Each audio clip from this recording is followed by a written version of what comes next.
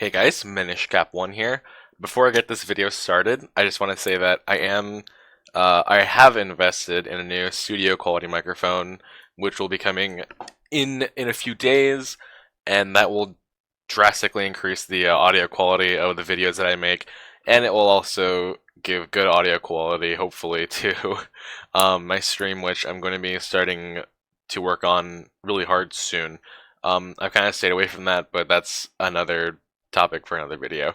So as far as this video goes, I've been kind of wanting to do this style of video for a while, where I kind of just run through patch notes when they come out from the perspective of not just a top lane player, but as a singed player, because I feel like that's something that no one else is really doing, and I think that it's something that people would like to watch. I might be wrong, but hopefully this video goes over pretty well. But yeah, just going through patch notes from a top laner perspective, from a singed perspective, because I feel like other people who do patch note rundowns, they don't really look at it from a top lane perspective like ever. I feel like a lot of the time top lane's just like this forgotten role where people are like, oh well, you either play tanks or you play Jace, and or like you either play tank or you play like fucking Kennen or something like that. Like I feel like people like they just don't care about top lane. I know for a fact that Riot themselves don't care about Singed, and I could make a whole nother like hour-long video about why Riot doesn't care about Singed with like not just like tweets and things like that, but just changes over the course of time, contextual clues, like things about why Riot doesn't care about Singed. They've made it painfully obvious before, but I don't want to rant. Singed is actually in a pretty decent spot this patch. Next patch things might change because of Courage of the Colossus nerfs on PvE, but we'll talk about that when the time comes and the patch notes for 7.2 are released. This video I just want to talk about 7.1. So yeah, from the perspective of top lane main, from the perspective of Singed main, I feel like that's something that no one's really doing. So I kind of wanna do it and see what people think about the video. I'm just gonna go through each of these notes one by one and kind of give my insight into them as a Singed player. So let's begin. Alright, Anivia. Glacial Storm visually flashes when it becomes fully formed. Glacial Storm. That's nothing. It's just a small quality of life change for Anivia. Anivia has always been a champion that's kind of even for Singed to play against. If she hits Q on you, she wins. If you dodge the Q, you win. Nothing really special or new about Anivia there. Okay, let's go down to Camille. Oh boy. Health per level down, passive shield duration down, R stun duration decreased. Okay, so Camille is a champion that's just like ridiculously overloaded. She has an 80% attack speed starting on her E. Her E also has a stun. Her R gives her a brief moment of invulnerability. She has a massive heal on her W. She has a true damage nuke on her Q. That it's also an auto reset, by the way. So her, because she can cast it twice. So the thing about Camille's Q is she can auto and then Q, which means that her auto attack reset, or her auto attack has an auto attack reset, which also has an auto attack reset, which also does true damage. This champion is so fucking dumb. She has gigantic shield on her passive. She has stun on her E, which is also a double gap closer. Like I said before, her R gives her invulnerability. Her E also gives her 80% of an attack speed start. Her W gives her a massive heal and a slow. Like, oh my god.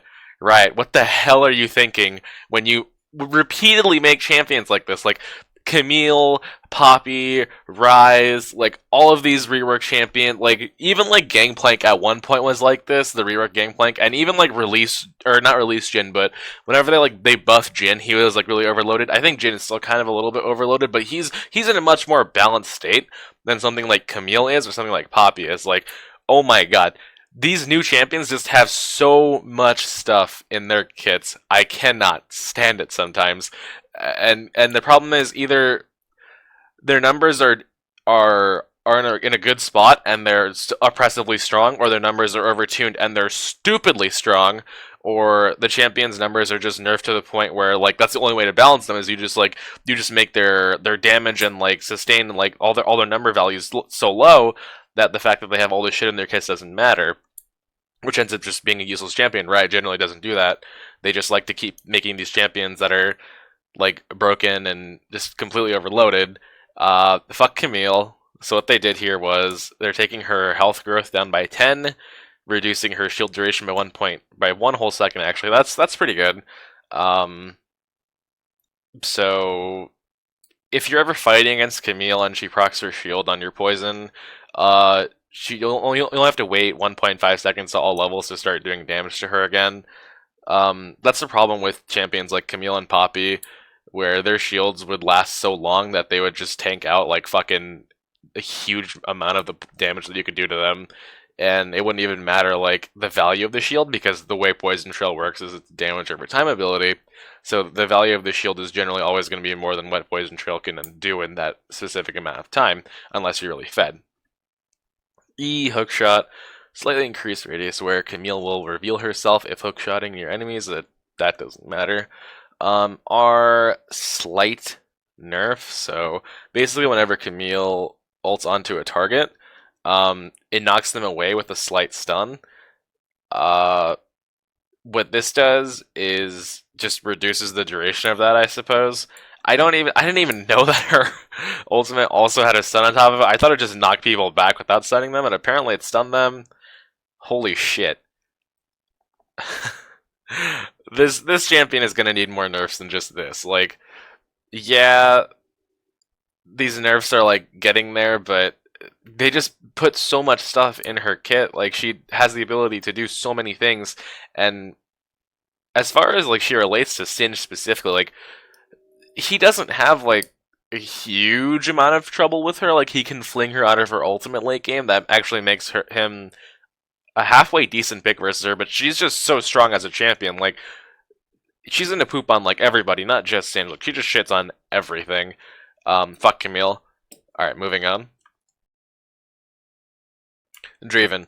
I'm actually pretty happy about this, because a lot of AD players have been complaining that they feel like they don't have any presence at all in the early game unless they're like 7-0 or something like that, which I understand can probably get really annoying, but from my perspective, it felt like they had an entire season in Season 6 to where they had a huge amount of agency throughout the entire season. Like, what AD carry mains are complaining about today, I feel like is what I was complaining about all last year in terms of Singe. Like, AD carry players feel like they can never finish their items. Their items are too expensive. They feel like they don't do enough damage when they have those items. They feel like they need multiple items that stack with each other in order to do damage, and they feel like they don't have any impact on the game at all unless the game goes like to a certain point.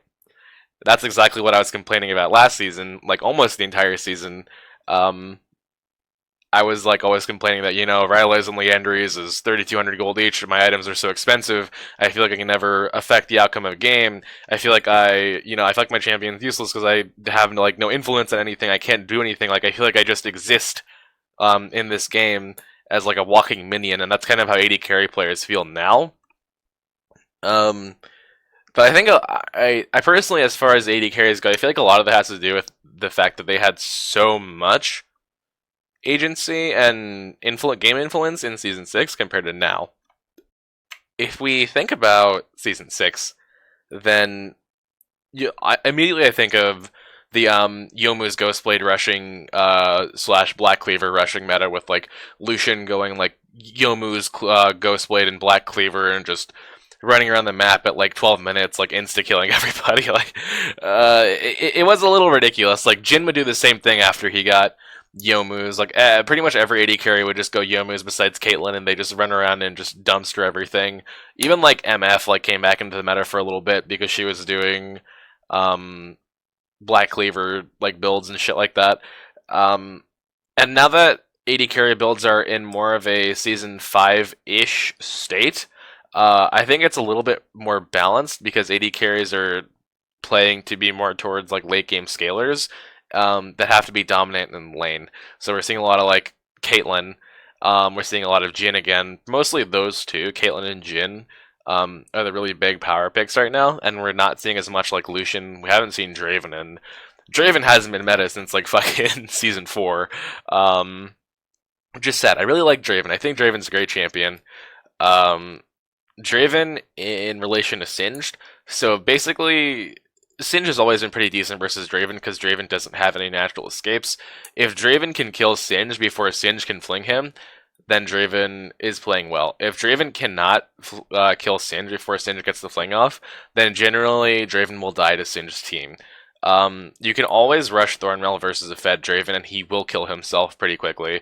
Uh, Although it is kind of annoying because the Warlord's Mastery does basically equal a free Bloodthirster late game for AD carries, which is really annoying because I feel like that Mastery has been fucking stupid for a really long time, Warlord's Bloodlust, but Riot hasn't really addressed it. But for some reason they nerfed Fervor, which Fervor I thought was fine. Like I had no problem with Fervor ever. The only Mastery I ever thought was really broken was Warlords, just because of the amount of sustain it gives. Like, there's just nothing you can do as an AD carry versus an AD carry. Like, say you're playing like fucking Jhin versus like Caitlyn, and Caitlyn has Warlords. Like, you get an auto Q auto on her. Like, even if it's a fourth auto, like she's just gonna heal after one creep wave. Like, there's nothing you can do versus an AD carry who has Warlords. They just heal. This is a big reason why top lane Graves was a problem. After he was reworked, and even like things like Tryndamere were super ridiculous with Warlords. It did get slightly nerfed, I think, but it's still really strong. And in my opinion, Warlord still does need more nerfs. Moving on to Kalista. Okay, so Season 5, when I hit Challenger for the first time, Kalista was a very meta champion.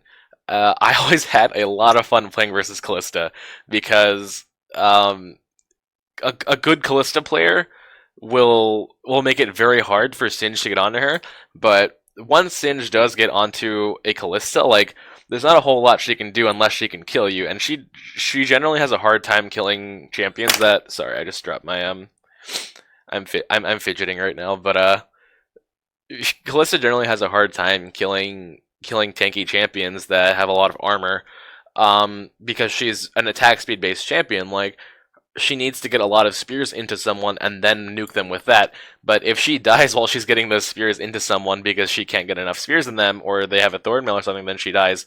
But like I said before, a great Kalista will kite the shit out of a Singed. A really good Kalista will make Singed's life a living hell. But I do not think that Kalista is as OP as things like Jhin or even Caitlyn, because Caitlyn, like, you just can't get onto her in the first place. Like, at least Kalista can't, like, throw traps down and like slow you down with the net. She has to use her ultimate ability to peel herself, which is her pulling her support into herself. Like, Kalista is a very... I think, personally, that this is a pretty balanced champion whenever she's meta. Sadly, she's really weak right now, and she probably needs a little bit more than this change right here. What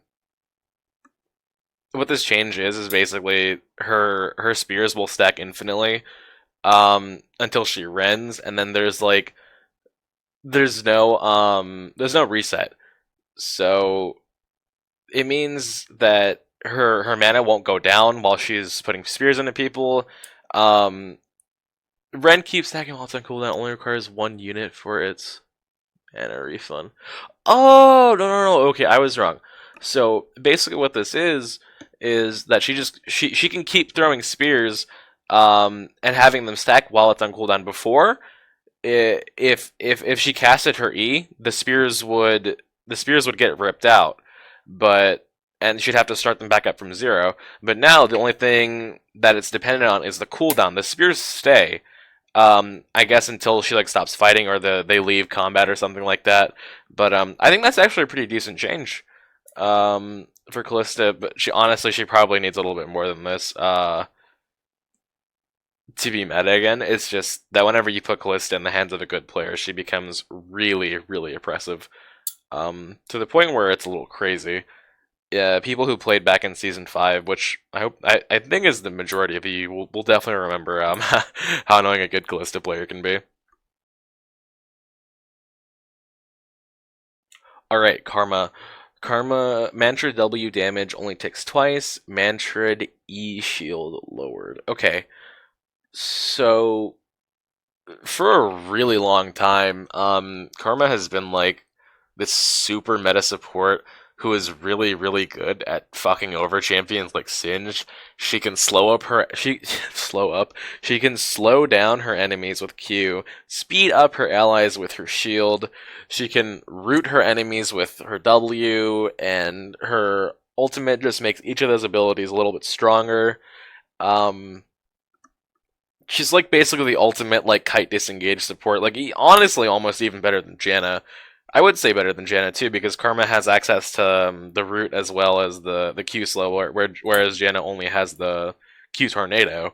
So I mean, Karma is just a champion that has been so absurdly dominant for a very long time, and she's always been good versus Singed. And I'm kind of glad that they're nerfing her a little bit. Um, she might need a slight nerf after this, even. I don't know. Maybe I'm just biased, but it's this is a good start. I think this is a good start. Like Riot's fine after almost a year. They're finally like, oh hey, maybe Karma's a little bit strong, guys. You think maybe we should nerf her? It's I can't believe it took them this long, but I'm glad that they're actually finally doing it. Karma's been ridiculous for a long time. Okay, Kennen. Kennen's ultimate damage is now weighted towards the end, not the beginning. So, let me read this. 50% damage, 6, 1 through 6. Okay, so they're making it so that this doesn't one-shot you at the beginning, but if you can't get out of the stuns, like it's still gonna stun you, but if you can't leave the stuns, then it'll kill you very quickly. I honestly felt like after they nerfed Proto Belt that Kennen was fine. They nerfed Proto Belt back in 6.23, I think, and I thought it was like fine after that. Like I didn't notice Kennen being nearly as oppressive after the Proto Belt nerf because that was like one of his core items, if not his single core item that made him ridiculously good. Like single-handedly, that item put Kennen back into the meta. But after they nerfed it, like I didn't notice Kennen anymore. So personally, I don't think the Kennen was deserving of a nerf. But I guess this like this might just be something that Riot's like had on their plate for a while. They're like, yeah, fuck it, just throw it in the patch notes. As far as Kennen goes in relation to Singed, yeah, Kennen's a really hard lane for Singed, really hard matchup, but like any champion like this that's ranged in top lane is gonna be a problem for Singed. That's just something that you have to learn to deal with as a Singed player. Is those ranged matchups can get really fucking annoying. But I never thought that Kennen was ban worthy. Maybe he was ban worthy whenever Protobelt was crazy. Protobelt's not crazy anymore. And ever since they nerfed it, he just kind of fell out. I hadn't seen that many Kennens except for Kennen mains playing him. But yeah, I mean, I guess if this is what Riot wants to do, then that's what they'll do. Personally, I think that this nerf is going overboard for Kennen. But hey, maybe one less matchup to worry about, I guess. I don't know, for Singed anyways. Alright, Lee Sin. Modernization on E and toning down damage on R. E Tempest no longer reveals invisible targets, now only reveals targets damaged by Tempest, no longer reveals nearby allies of damaged targets. So what is this, like? He's not gonna... Wait. So this is technically a buff for, like, Shaco or Akali or people like that. Because they have to actually be hit by it.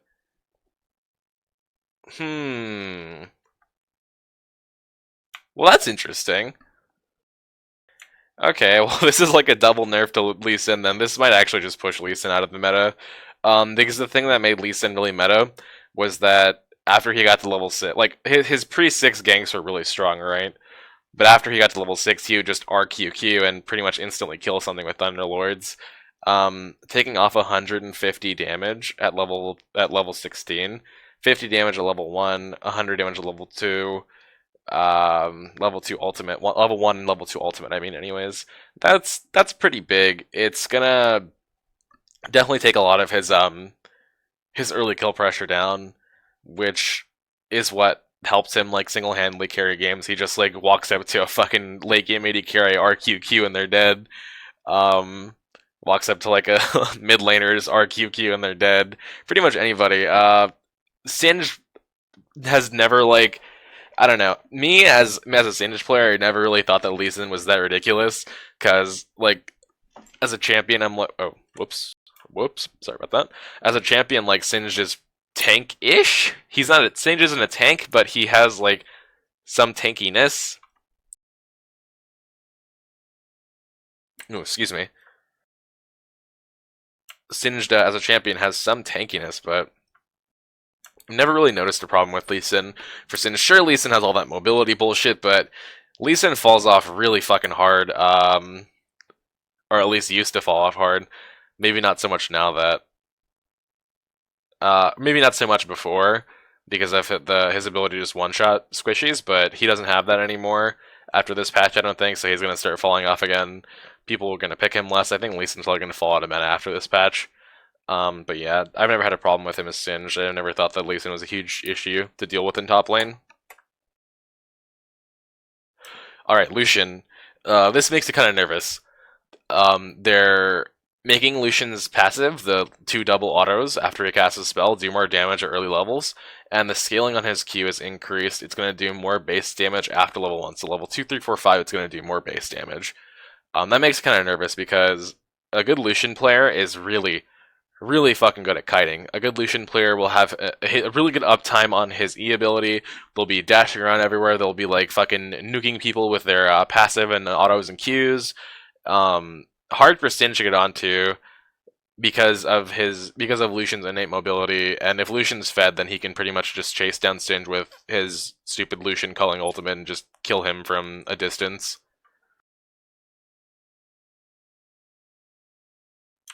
Champions like this, I don't think they're like the worst thing in the world, but I can see why they feel the need to buff Lucian, because AD carry players are complaining about not being able to affect the early game. Then hey, Lucian's an early mid game AD carry that if fed scales pretty decently in the late game too. So they're gonna look to buff him a little bit. I guess that they wanted to take power away from Fervor and put it more onto the champion specifically, because the reason that Lucian fell out of meta was 2 reasons. They nerfed the flat armor penetration builds by making it into lethality, and making the items themselves better in assassins than AD carries, and then they nerfed Fervor, because with the old Fervor, Lucian would just like get the stacks on it with his passive and just abuse the shit out of it early game and just hit you for those plus 80 autos like around like level 6, which was really crazy because his passive would proc it twice, so it would be like 160 damage or some stupid shit like that. Lucian with the old Fervor was crazy. Lucian with the new Fervor, not as crazy, because the AD that he gets instead of the on-hit damage can be reduced very easily. It's not nearly as noticeable. And he doesn't really do that well with Warlords because of his low range. He just fell out of favor because of those 2 changes. But this might help him a little bit. This might even push Lucian back into the meta, which is fucking annoying for Singed and a good Lucian. Like usually good Lucian wins, but we'll see what happens. Not a big fan of this change. I was hoping they would buff someone like Tristana, or they'd buff something like Jinx even, like just to make some older, different AD carries come back into the meta, but whatever. If this is what they want to buff, then I guess that's what they'll do. Alright, Poppy. Poppy. What do I say about Poppy? Holy shit. Poppy suffers from the same problem that Camille and Ryze do. I guess not suffer. She loves having the same problem that Ryze and Camille do. Her kit is so fucking overloaded. Okay, so what they're doing here is her passive shield duration is going down, and her ultimate damage, if she does not charge it, if she just taps it, is halved. So, holy shit, where do I even start again, like with Poppy? Well, for starters, her level 5 Q has 35 mana cost, does a huge amount of percent damage, has a huge amount of base damage, and it procs it twice. It wave clears clears creeps, it nukes enemy champions, it slows down people. Like, Q is ridiculous.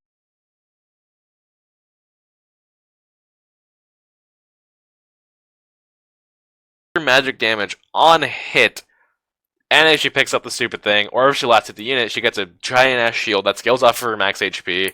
The problem with that ability in lane for Singed is if she picks up that shield, you can just your next 5 seconds of poison are just, they mean nothing. They mean absolutely nothing. It will not touch her at all because the shield value is so ridiculously huge. And the fact that it lasts for 5 seconds means that, well, you're pretty much just fucked if she manages to pick up the shield. She can just all-in you with a trade, and she will win that trade 100% guaranteed. Okay, so they're nerfing it down to 3 seconds for whenever she picks it up, which is okay, I guess. I feel like it's still going to be pretty strong. 3 seconds versus 5 seconds. If anything, they should have made it like 2.5 seconds because it's a passive ability, but whatever. That might have just made the ability useless if they made it like 2.5 seconds. 3 seconds is still a bit strong. We'll see what happens. It's still a completely overloaded ability, overloaded champion. Speaking of overloaded, her fucking W stops stops movement abilities. And it gives her like something like 24% like bonus armor and MR if she gets like low HP. A lot of people don't even like realize that it does that. It gives bonus armor and MR when she gets low. That's a big part of the reason why Poppy is so absurd. It's a passive, by the way. She doesn't have to activate it. When she activates it, she also gets a movement speed and the ability to stop dash. It's like, Jesus Christ. But yeah, that's a big part of the reason why Poppy is so absurdly fucking tanky. And with her shield, she abuses Courage of the Colossus really well.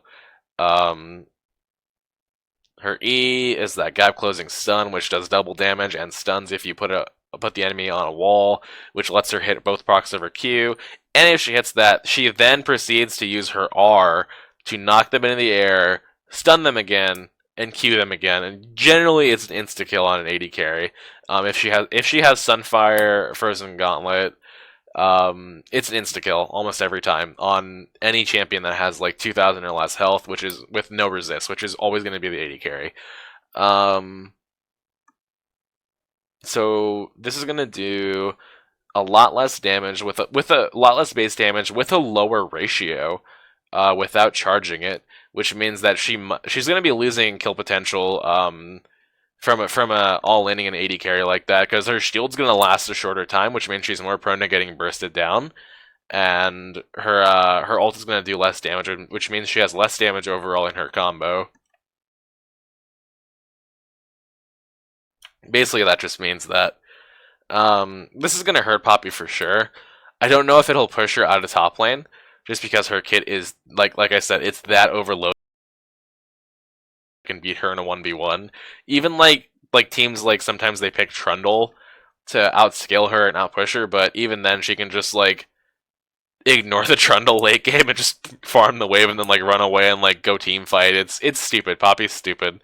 I'm glad they finally have realized that this champion's a little bit broken. I was saying that this champion was fucking crazy like a year ago, like whenever she was released, like in like fucking February, March, April 2016, I forget. I remember complaining on Twitter. I was saying to like the devs, why does Poppy's Q have such a low mana cost for having like this absurd amount and the active, which gives movement speed and reducing her people's dashes and shit like that. Why does her E give us double damage on the stun? Why does her R do full damage on the fucking snapcast or whatever? And I remember people were saying like, oh, you're dumb, Poppy's not that broken, blah blah blah blah blah. Eventually they nerfed her. And I was like, hey look, I'm right. Then they buffed her again, and I bring it up again, people are like, no, Poppy's fine, you're just playing bad, Poppy's not OP. And here we are, 2017, all fucking complaining about Poppy, about how broken she is, about how overloaded she is, about how low mana cost she has, about how much ability she has to affect the game, about how much kill potential she has, about how tanky she is. It's like, wow, maybe you were right, Minish. Maybe I should have listened to you a year ago about Poppy. I take a little bit of a sick pride in that, in knowing that I was right, even though no one probably gives a shit about it. Moving on to Ryze, our favorite mage. Ryze has always shit on Singed in top lane ever since that first rework that they turned him into a mana mage. If you guys don't know this, way back in preseason 1 and season 1, Ryze was actually just a normal AP mage. He didn't scale off this stupid mana crap. He had I loved the first version of Ryze. His spell flux would like bounce off of himself and his enemies. Like his R basically just made his abilities go AoE. The first Ryze was so much fun. Then what they did was they changed that and made it so they scaled off of mana. I think that was his first rework. Then they reworked him into that stupid machine gun mana mage. Then they reworked him into this, which is like the also stupid mana machine gun mage, but they didn't even, now that I think about it, they didn't even like fucking change him that much from his other rework. They just made him more OP because they gave him a shitload of mobility in this, and they gave him like shields and stuff, and they made his ultimate ridiculous. They basically just moved his old ultimate onto his other abilities, and then gave him a brand new ultimate. Like, oh my god, this champion does so much stuff. Why does he have movement speed if he hits 2 abilities? Why does he get his shield? Why does his roots get longer? Why does he fucking have the ability to teleport his entire team across the map? The problem with making a champion like this who does damage based on mana is that they're gonna buy mana scaling items. Mana scaling items are balanced because they don't do a lot early game, but late game they do a lot by giving you a lot more AP and mana to cast your expensive abilities, which meant that champions who built stuff like old Anivia, old Ryze, champions who built stuff like Tear of the Goddess, Rod of Ages, Seraph's Embrace, stuff like that, they would spike very hard late game because those items are meant to be late game. But the problem with Ryze is that once he buys those items are good on him early game. They're good on him mid game, and they're fucking insane on him late game. So there's no windows of weakness for Ryze to ever get fought. I feel like good Ryze players probably don't exist that much at lower elos, but oh my god, in high elo, Ryze is a permaban because a good Ryze player will legitimately 1v9. Like, easily. It's not even a problem for a good Ryze player. They'll just 1v9. Like, they can kite every ability, they can tank with their shields, they can perma-stun, like put out damage that never stops, scale like an absolute monstrosity. It's, oh god. And to top it all off, he wins lanes. He not only versus Singed, like, he dumpsters Singed. Like, just as a champion, he dumpsters Singed in lane. But not just Singed, he dumpsters most lanes. Like, it's so silly. He has so many things in his kit. This is such a big problem with how Riot reworks their champions. I can't stand it. Fuck Ryze. This nerf is not going to do anything to him. Less shield and movement speed on Q. It's not going to do anything. The bonus movement speed is going from, it's not even being reduced early game. It's going from fucking 30% to 28% level 2. Like, this is nothing. 10%, 50% to 40%, that's nothing. You still have 40% movement speed. Like, they could have released him with this much movement speed, and I would still think he's fucking broken. Like, this is, it's unreal. It's unreal. I hate it. I hate Ryze so much. Permaban this champion. Also permaban Fiora. Fuck him. Just, I hate playing versus Ryze. He's horrible. He's gonna need more nerfs. Right, what are you thinking? Alright, moving on. Shyvana, W no longer deals extra damage to monsters. Well, the one fucking thing that made Shyvana good again, they're taking away. I guess rest in peace, Shyvana. She's definitely not going to be played after this patch. You can quote me on that. She will not be played after this patch. And if she is played, she's going to be a lot weaker because her jungle clear speed is what made her strong. Her ability to get farmed, get big, get items, and then just 1v5 is what made Shyvana good. She won't be played after this as nearly as much because her clear speed's going down. As far as Shyvana is related, is in relation to Singed, that's not really a matchup that you ever have to be worried about because after she ults in, she either gets kills or she dies. There's nothing really to think about, and you can fling her away from your team. It's not even really a matchup that needs to be discussed, I think. Okay, Syndra. W damage and ratio down, passive W bonus changed. R cooldown up at early ranks. Okay. So she can't grab 3 spheres anymore, but she can grab 2 and deal 20% bonus tree damage. I mean, they're taking the ratio down, they're taking the base damage down of her W, and they're increasing the cooldown of her R. Okay, see, I don't think that Syndra one-shotting 80 carries is a problem. I feel like, although she should have to hit her abilities to do that, right now, she can, like, literally miss every ability and just, like, spam Q a bunch of spheres on the ground and just push R and 80 carry and they'll die, because her R does so much damage with the sphere, with her having, like, what, 7, 8 spheres on the ground. I don't know the exact number, but this will make her burst combo outside of her ultimate a good amount weaker, because her W will be smaller because she won't be able to grab 3 spheres. She can only grab 2, and the base damage and the ratio damage is going down. The 20% bonus tree damage, I feel like that's going to be affected by the ratio change and the base damage change, so it might not be that great, but she'll be weaker outside of her ult. With her ult, it won't be that different because it's 20 seconds. It's 20 seconds level 1, 10 at level 2, unchanged at level 3. That's not going to be that bad. I think Syndra will still be meta. As far as Syndra goes in relation to Singed, it's really similar to Anivia. If you dodge her stun, then you win generally, because she has no natural escapes. If you don't dodge her stun, either she bursts you and kills you, or she kills your AD carry, and you don't get a return and kill on her. Even usually, if you dodge her spheres and you fling her, she'll get a return kill on your AD carry if your AD carry fucks up and gets too close. But yeah, dodge her W, you win. Don't dodge, you lose. As far as that goes for Singed. Okay, Talon. Q sustain up. Mana regen per level up. Okay, so mana regen 0.75. Noxing diplomacy. Heal 15 plus 2 to 17 plus 3. This is nothing really big. Talon is definitely on the weaker end of things right now.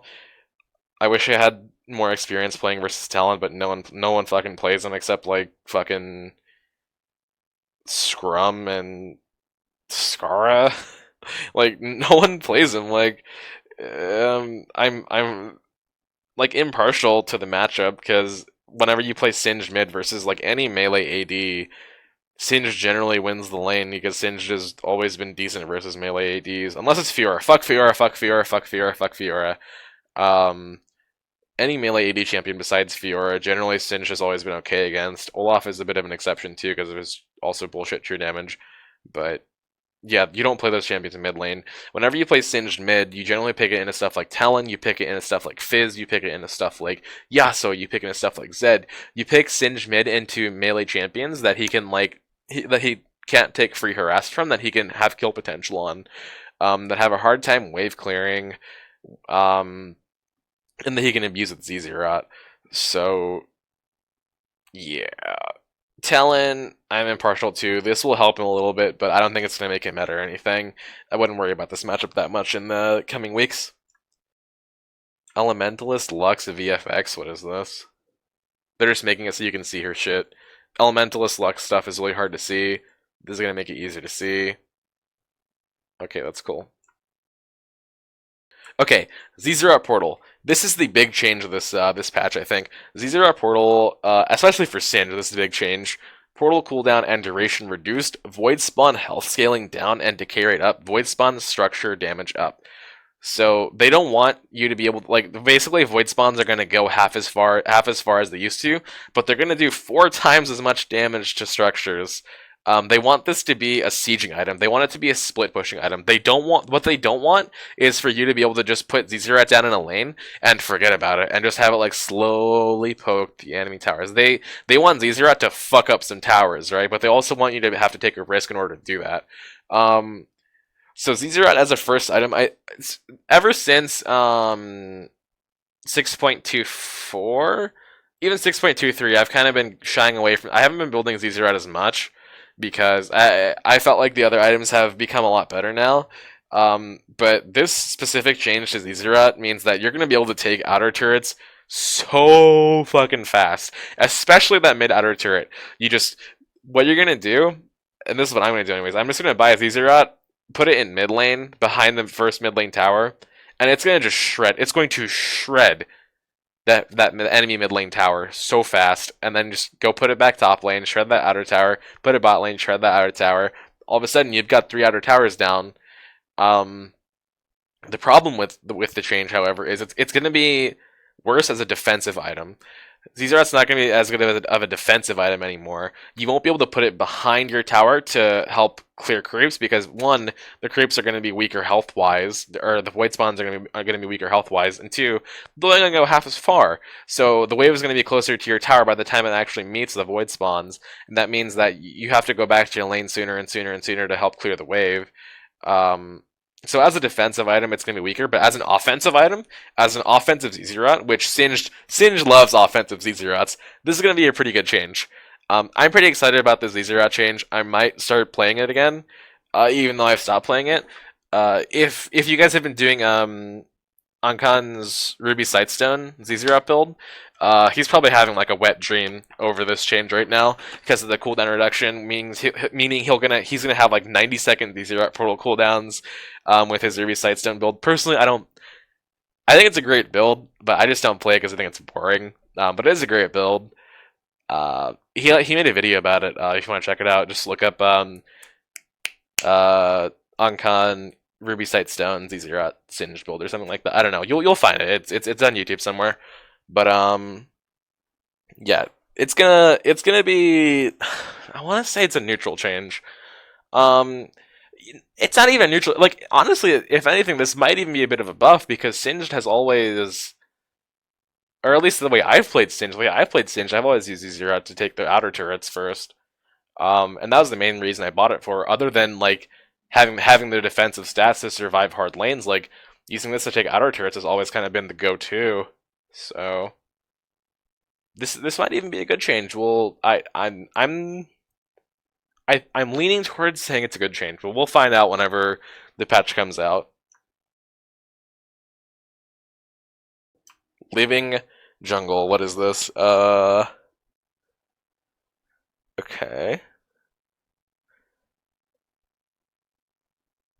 Plants continue emitting idle VFX. Okay. So it's going to be easier to remember what plants you've walked past after you leave their vision range. Revealed wards now trigger a small auto ping. Okay, that's nothing. Pickup radius of the honey fruit slightly reduced. That's nothing.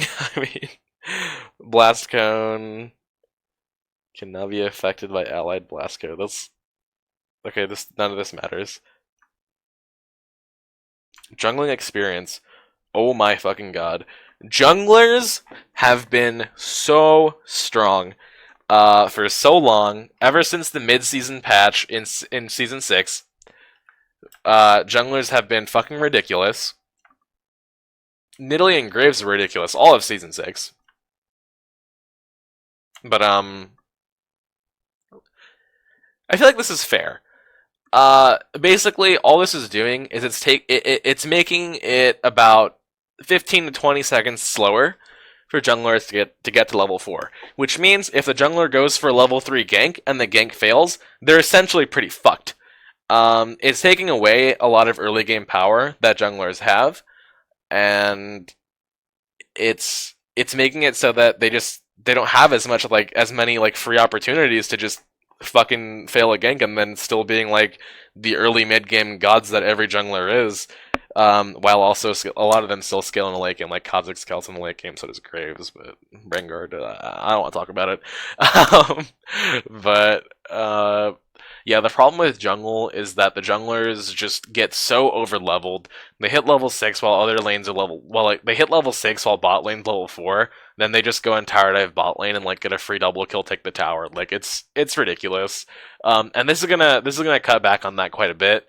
Jungle EXP is very overtuned. I think Jungle Gold is also overtuned. I wish that supportive junglers besides Ivern were a thing. Ivern is the only supportive jungler that's good, and that's because his trigger seed, his E, and his ult are so fucking ridiculous. Like, Ivern's not good because support junglers are good. Ivern's good because Ivern's good. I miss, like, Sejuani jungle. I miss Amumu jungle. I miss fucking, like, Maokai jungle and shit like that. I mean, Maokai is currently a top lane champion, but fun fact, for a while during Season 2, I was the best Maokai jungle player in the world. I had a 92% win rate on Maokai jungle over like 60 games or something like that. I was rank 1 on Law King, rank 1 on Law Skill for Maokai in Season 2.